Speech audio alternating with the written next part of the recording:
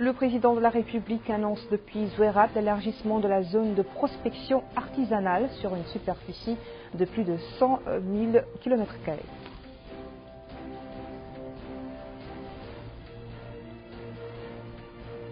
Le chef de l'État donne le coup d'envoi de plusieurs projets de développement dans la wilaya du Tiris Zemour et s'informe du niveau d'avancement d'autres infrastructures en cours de réalisation. La population de Tiris Zemour réserve un accueil populaire et chaleureux à l'illustre hôte de leur wilaya en reconnaissance d'importants acquis réalisés. Voilà pour les titres, bonsoir et bienvenue à vous. Vous n'en doutez pas, l'actualité nationale est dominée ce jour par la visite du président de la République, Mohamed Cheikh Al-Ghazouani, à Zouérat, qu'il a regagné en début de matinée, accueilli à l'aéroport par les autorités administratives et sécuritaires de la wilaya du Tiris Zemour, ainsi que ses élus. Le président de la République a été également l'objet d'un accueil populaire et chaleureux que la population de Zouérat lui a réservé. Un accueil chaleureux à juste titre d'ailleurs, car parmi les projets sociaux inaugurés par le chef de l'État figurait en bonne place l'extension du réseau électrique au profit des habitants du quartier Tahil. Nous en reparlerons d'ailleurs dans le courant du journal, ainsi que la décision d'ouvrir une représentation de la société Ma'aden Mauritanie à Zouérat. À cette occasion, Mohamed Cheikh Al-Ghazouani a annoncé que 104 000 km² de la zone militaire fermée seront ouverts devant les orpailleurs, y compris la zone de Chegat. Mohamed Lamine Bakar nous en dit plus.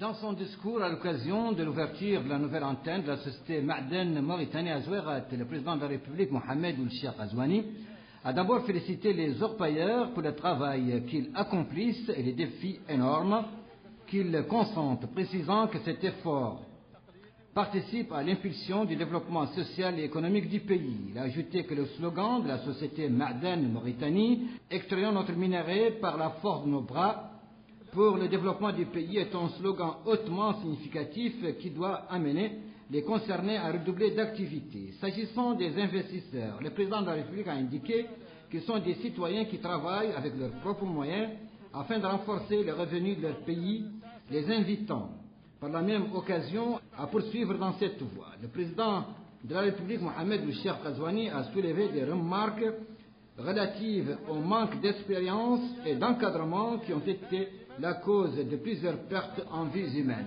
Il a précisé que la société Ma'aden Mauritanie, créée récemment, aura un rôle fondamental à jouer dans le rapprochement de l'administration des orpailleurs, et ce dans le but de mettre fin à la lenteur et la routine qui existaient par le passé au niveau du ministère de tutelle, et également pour faire éviter aux orpailleurs certaines difficultés qui pourraient surgir. Concernant la demande relative à l'ouverture de certaines zones, le président de la République a affirmé que cela se réalisera dans un proche avenir, précisant dans ce cadre que la zone militaire fermée antérieurement et interdite aux non-militaires sera ouverte sur 104 000 km² devant les orpailleurs, y compris la zone de Chegat. Il a en revanche exhorté ces derniers à faire preuve de responsabilité en tant que citoyens en veillant à la sécurité de leur pays et à demeurer vigilants. Comme il les a appelés à respecter scrupuleusement les lois du pays et les textes y afférents et à coopérer pleinement avec les forces armées et de sécurité pour le bien et l'intérêt du pays.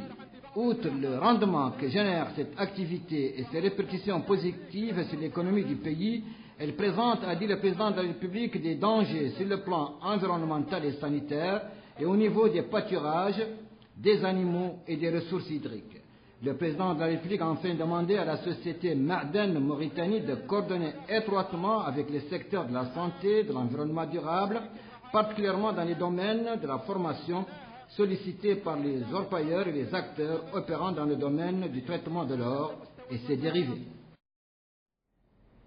L'inauguration par le président de la République, Mohamed Cheikh Al-Ghazouani, de la section de la société Ma'aden Mauritanie au Tiris Zemour vise à rapprocher les prestations de cet établissement des orpailleurs dont il est le principal interlocuteur.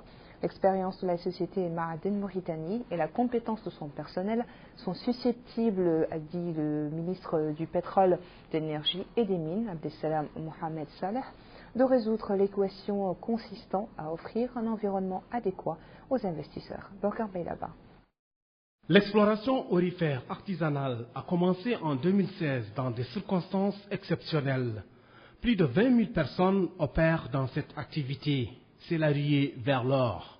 D'ailleurs, c'est tout le sens de la création de Ma'aden Mauritanie. L'objectif est d'encadrer cette activité en mettant en place un cadre juridique pour garantir son efficacité et réduire ses répercussions négatives sur la santé et l'environnement. En d'autres termes, l'entreprise suit de près les différentes activités dans le domaine, de l'étape du forage à la phase de la vente, en passant par le convoyage, le broyage, le concassage, la purification, entre autres. Elle met aussi à la mise à la disposition des orpailleurs un cadre de vie adapté en termes d'eau, d'électricité, de route et de santé. En donnant le coup d'envoi des activités de la section de la société Ma'aden Mauritanie au Tizi Zemmour, le président de la République, M. Mohamed El-Cheikh El-Ghazouani, donne ainsi une nouvelle impulsion à l'activité minière artisanale et semi-industrielle. Et dans une allocution prononcée à cette occasion, le ministre du Pétrole, de l'Énergie et des Mines, Abdeslam Mohamed Salah, a indiqué que le département a adopté une approche participative impliquant tous les intervenants dans les différentes étapes, conception, planification et exécution. L'objectif est de définir de nouvelles bases des liens entre l'État, les investisseurs et les orpailleurs. Il a précisé que ces rencontres participatives et l'approche consultative ont permis de définir la catégorie A dans la wilaya de Dakhlet-Nouadhibou. Avec cette même approche, d'autres zones seront ciblées et la même catégorie sera définie au Tizi Zemmour. Après cette allocution, le président de la République a suivi un exposé du directeur général de Ma'aden Mauritanie, Hamoud El-Hamed, sur les missions de l'entreprise. Il a affirmé que Ma'aden Mauritanie a assuré l'accompagnement de l'activité minière artisanale et semi-industrielle sur plusieurs axes, ce qui a permis de donner une idée précise de la réalité de l'activité aurifère dans toutes les zones du pays.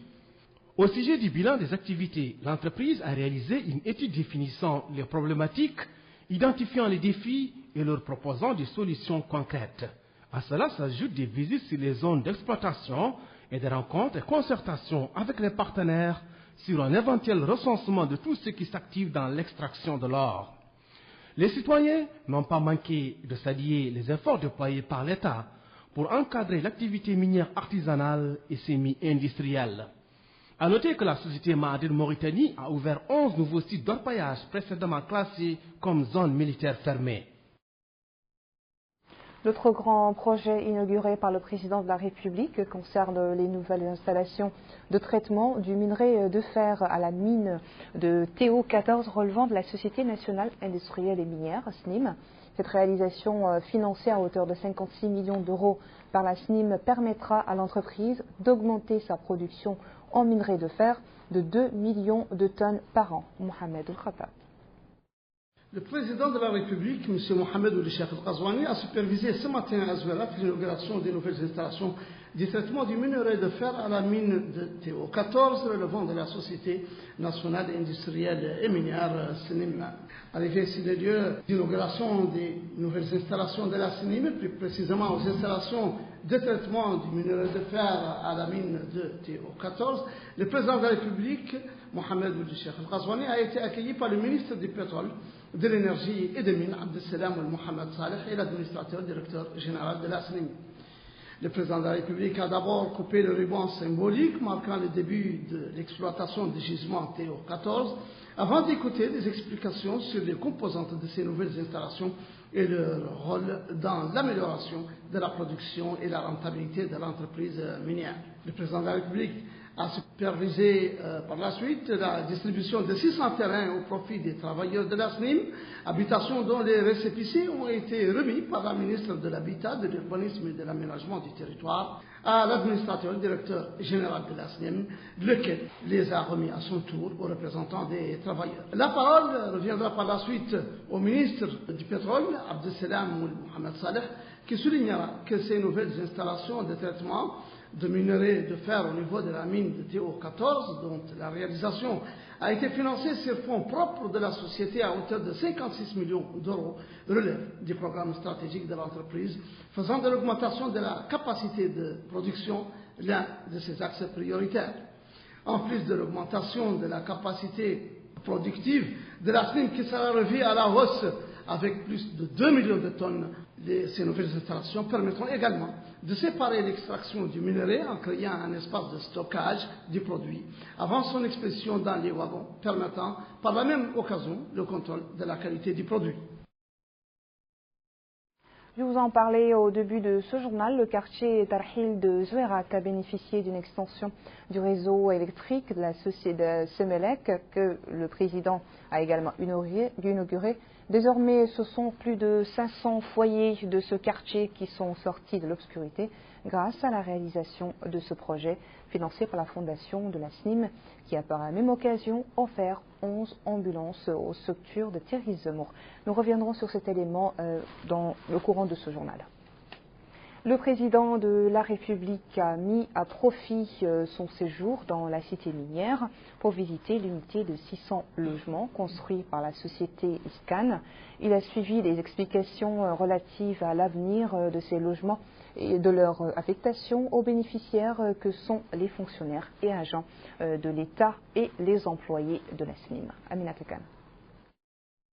Le président de la République, Mohamed Ould-Cheikh El-Ghazouani, a visité ce matin à Zouérat une unité de 600 logements construits par la société Iscan. Sur place, le chef de l'État a écouté les explications présentées par l'administrateur directeur général de la SNIM sur la coordination entre la société industrielle et minière et la Caisse de dépôt et de développement au sujet de l'avenir de ces logements et de leur affectation aux bénéficiaires. Plus de 31 hectares, telle est la superficie que l'État a octroyée à la Société nationale industrielle et minière SNIM pour le logement de ses employés. Une superficie qui a été répartie comme suit. 9% des espaces seront dédiés aux places publiques, 75% pour les logements de 300 mètres carrés au profit de 600 employés et le reste pour la voirie urbaine, les écoles et les espaces verts. S'exprimant, l'un des responsables du projet a déclaré que les 600 logements dont vont bénéficier des travailleurs de la SNIM seront départagés selon l'ancienneté et les catégories des employés, indiquant que les parcelles sont de 300 mètres carrés car l'objectif est d'améliorer le cadre de vie des employés et de résoudre le déficit du logement. Les bénéficiaires ont loué ce geste noble, selon eux, de la société et indiqué qu'il vient à point nommé. Mais ils demandent aux autorités de prendre en compte la nécessité de l'approvisionnement en eau potable de la ville.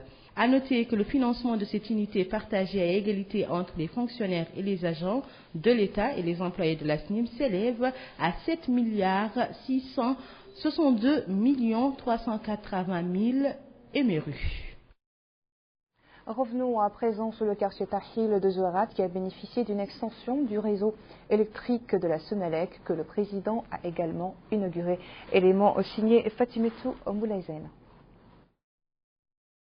Le président de la République, M. Mohamed Ould-Cheikh El-Ghazouani, a supervisé à Zouérat l'inauguration du projet d'électrification du quartier Tarhil et la réception de 11 ambulances fournies au ministère de la Santé par la fondation de la SNIM. Le chef de l'État a également suivi des explications sur les avantages de la centrale électrique lui fournissant l'électricité et ses retombées positives sur ce quartier. Après de longues années passées dans le noir, les habitants de Tarhil peuvent désormais se réjouir car leur quartier bénéficie d'un éclairage public, fruit de la coopération entre l'État et la fondation SNIM.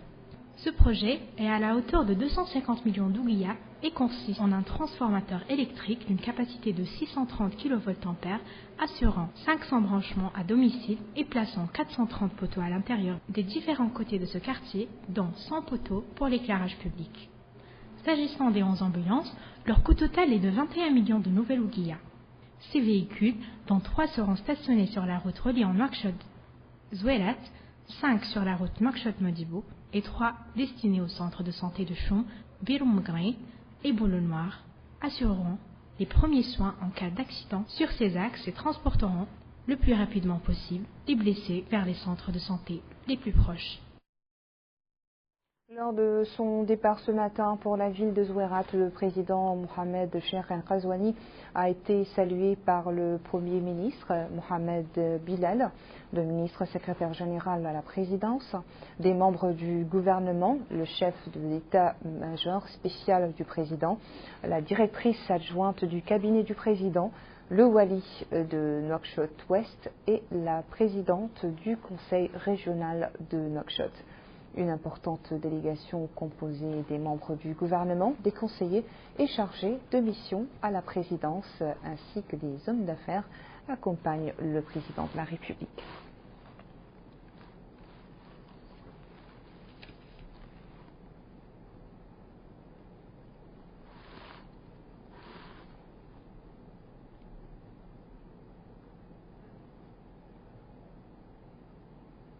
Voilà le reste de l'actualité nationale marquée ici à Nouakchott les travaux du groupe parlementaire d'appui aux oasis.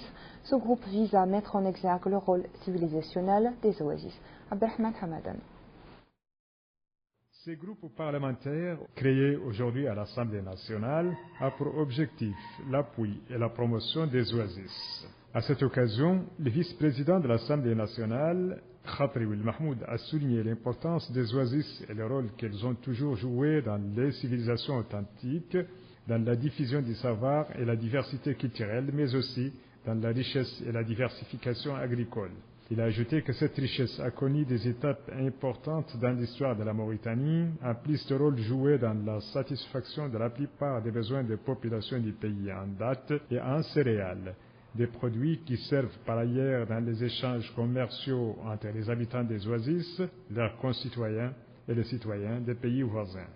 Pour sa part, le ministre du Développement rural, Dioul Zeyn, s'est félicité de la création de ce groupe parlementaire d'appui aux oasis qui ne manquera pas d'encourager le département à fournir plus d'efforts encore pour améliorer et assurer la promotion des oasis.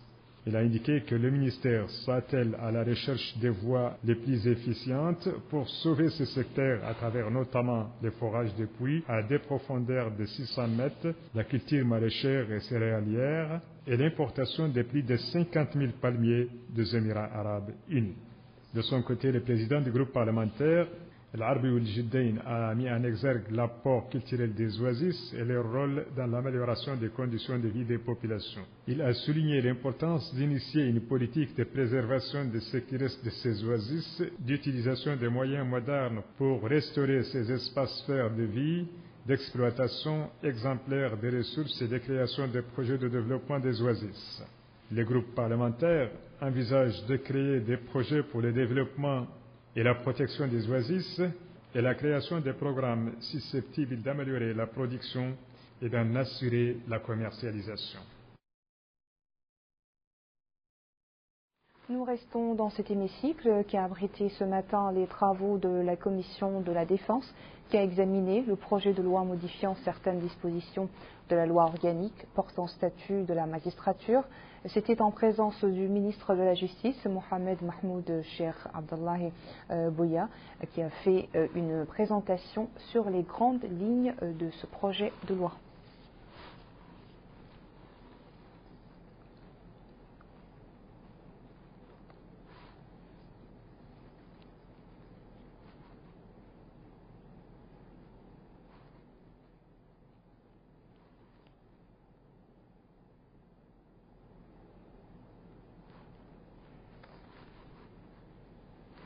Notre pays, par le biais du ministère des Affaires étrangères, de la coopération et des Mauritaniens de l'extérieur, a exprimé sa désolation et sa grande tristesse au gouvernement et au peuple turc suite au tremblement de terre qui a secoué la ville d'Izmir et entraîné d'importants dégâts. Du sport à présent, hier s'est clôturé le championnat de pétanque qui a vu la participation de 143 équipes représentant les clubs affiliés à la Fédération mauritanienne de pétanque au niveau de Nouakchott et certains wilayas du pays. Abdullah Damaba.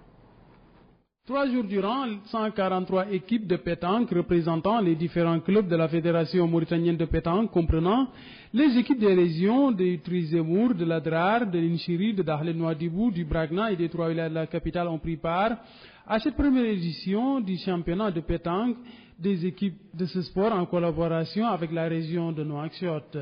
La présidente du conseil régional de Nouakchott, Vadmetouminte Abdelmalek, a au cours de cette cérémonie de clôture déclaré que l'institution qu'elle préside va continuer à accompagner les pratiquants de ce sport. Elle a félicité tous les clubs qui ont pris part à cette compétition. Elle a ensuite précisé que le conseil régional de Nouakchott va augmenter sa contribution et son appui aux acteurs de cette discipline sportive.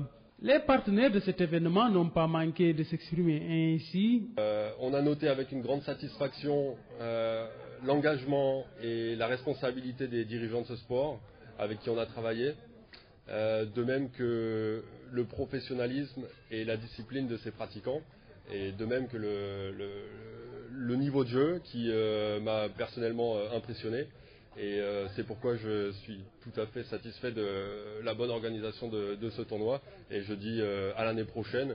Au finish, le club de Tavrek Zena est sorti victorieux face à celui de FC Noujoum dans la catégorie des moins de 50 ans, alors que pour la catégorie des vétérans âgés de plus de 50 ans, le club de FC Sebra a revu la vedette à l'équipe de Nouadhibou. Les représentants des clubs de Tavrek Zena et de Sebra ont ainsi reçu leur trophée, étant sortis victorieux de ce tournoi. Les 2 clubs finalistes, à savoir Nouadhibou et l'équipe de Noujoum, ont aussi eu droit à des récompenses. 70 récompenses en espèces ont été distribuées aux équipes ayant pris part à cette première édition du championnat de pétanque de la région de Nouakchott. Et pour finir, le nombre de cas du coronavirus en Mauritanie a été multiplié ces dernières 24 heures par 7. Il n'était hier que d'un seul cas et les services du ministère de la Santé n'ont mentionné qu'une seule guérison. Aucun décès n'est à signaler. Voilà qui met fin à ce journal. Merci à vous de votre attention. Le rappel des titres. Le président de la République annonce depuis Zouérat l'élargissement de la zone de prospection artisanale sur une superficie de plus de 100 000 km².